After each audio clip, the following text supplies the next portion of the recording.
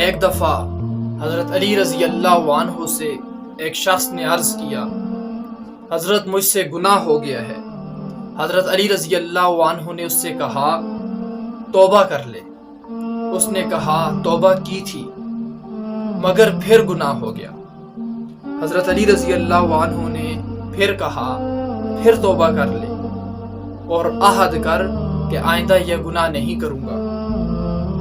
اس شخص نے عرض کیا کب تک اس طرح کرتا رہوں؟ حضرت علی رضی اللہ عنہ نے کہا شیطان کے قید ہونے تک، یعنی شیطان تیرا پیچھا چھوڑ دے۔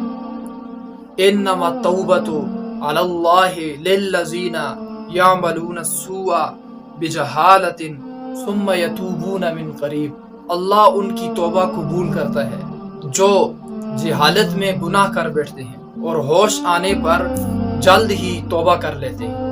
حضرت مجاہد رضی اللہ عنہ اس آیت کی تفسیر میں کہتے ہیں جہالت سے مراد غیر ارادی طور پر گناہ ہو جانا ہے، اور قریب سے مراد موت سے پہلے تمام زندگی، یعنی زندگی میں جب بھی توبہ کر لے گا قریب ہی شمار ہوگا۔